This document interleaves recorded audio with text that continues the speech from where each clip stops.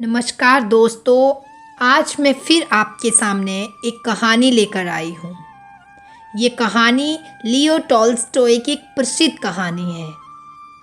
यह कहानी एक ऐसी कहानी है जो मनुष्य की अंतहीन इच्छाओं को बताती है कि कैसे मनुष्य की एक इच्छा पूरी होने पर दूसरी, तीसरी, चौथी इस तरह से इच्छाएं बढ़ती चली जाती है।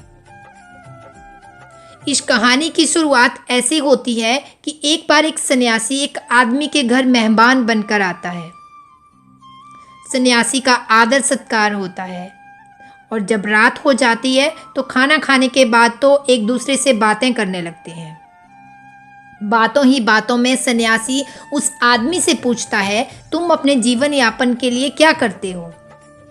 वो आदमी बोलता है, मैं छोटी मोटी खेती करता हूँ। सन्यासी आदमी से बोलता है कि तुम यहाँ पर छोटी मोटी खेती कर रहे हो, तुम साइबेरिया क्यों नहीं चले जाते? वहाँ तो ज़मीन इतनी सस्ती है कि एक तरह से मुफ्त में मिलती है। तुम यहाँ पर ज़मीन जायदाद बेचो और साइबेरिया चले जाओ। वहाँ पर हज़ारों एकड़ ज़मीन तुम्हें सस्ती मिल जाएगी और वहाँ के लोग भी इतने सीधे होते हैं कि वो मुफ्त में ही ज़मीन दे देते हैं। वो इंसान रात भर सोचता रहा और उसने निर्णय किया कि वह साइबेरिया जाएगा। किसको मुफ्त का धन बुरा लगता है? अगले ही दिन वह सारा जमीन जायदाद बेचकर साइबेरिया की तरफ चल पड़ा। वहां पहुंचा तो पता चला जो सन्यासी ने जो बात बोली थी वो बिल्कुल सच थी। उसने वहां के लोगों से पूछा कि यहाँ पर मैं ज़मीन खरीदना चाहता हूँ।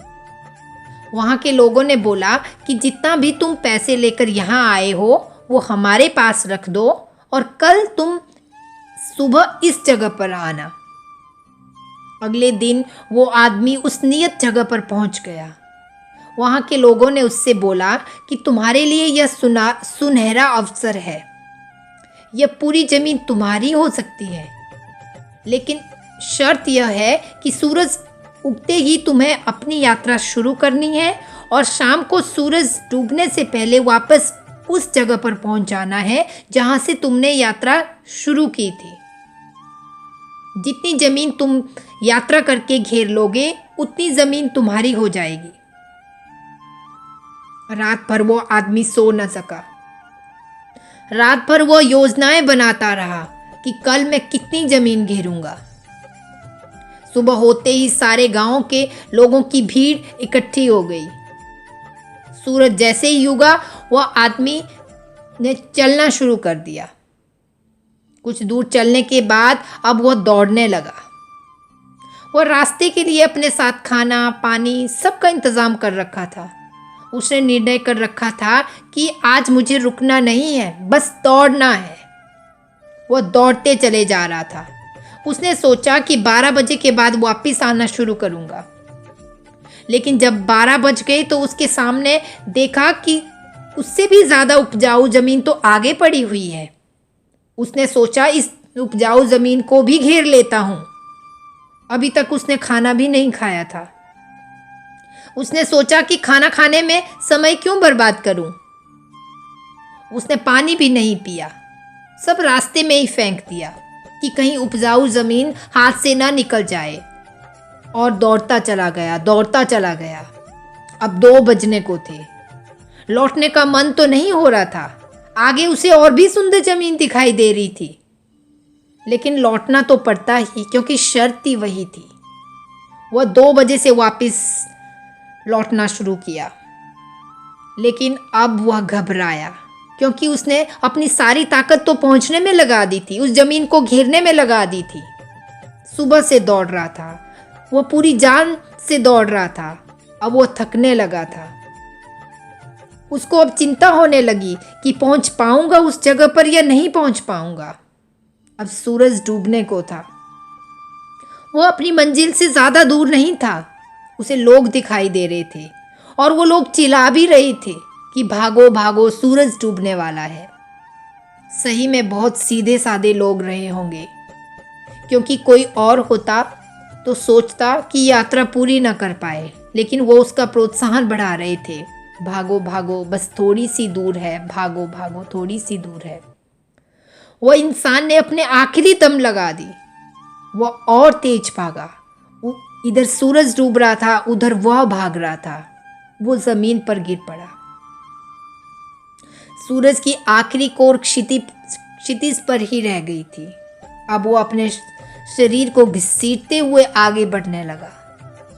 लेकिन जैसे ही वह उस जगह पर पहुंचा, वहां सूरज डूबा और वहीं पर उसने अपना दम तोड़ दिया। सारे गांव के लोग, जिन्हें वह सीधे साधे लोग समझता था, वे हंस रहे थे और एक दूसरे से बातें करने लगे। यहाँ तो हर दिन ऐसे ही पागल लोग आते रहते हैं, यह कोई अपवाद नहीं है। यहाँ आज तक कोई ऐसा आदमी नहीं आया कि जो इस जमीन का मालिक बन सके। तो दोस्तों, इस कहानी से क्या सीख मिलती है? यह कहानी हमारी कहानी है, हमारी जिंदगी की कहानी है, हम सबकी जिंदगी की कहानी है। यही तो हम कर रहे हैं, दौड़ रहे हैं कि कितनी ज़मीन घेर लें, कितना पैसा इकट्ठा कर लें। 12 भी बज जाते हैं, दोपहर भी आ जाती है, लौटने का समय भी होने लगता है, मगर हम सोचते हैं थोड़ा और दौड़ लें। न हमें खाने की फिक्र है, न प्यास की फिक्र है। हमारे पास जीने का समय कहाँ है? जिंदगी मिली है जीने के लिए और हम केवल पैसा इकट्ठे करने में लगे हैं। गरीब मर जाते हैं भूखे और अमीर भी मर जाते हैं भूखे। यहाँ कभी कोई नहीं जी पाता। जीने के लिए थोड़ी विश्रांति चाहिए, जीने के लिए थोड़ी समझ चाहिए। जीवन मुफ्त नहीं मिलता, ये हमको बोध होना चाहिए। अगर दोस्तों आपको मेरी कहानी अच्छी लगी हो तो कमेंट करके बताएं और मेरी वीडियो को लाइक करें, शेयर करें और साथ में मेरे चैनल को सब्सक्राइब करें। धन्यवाद।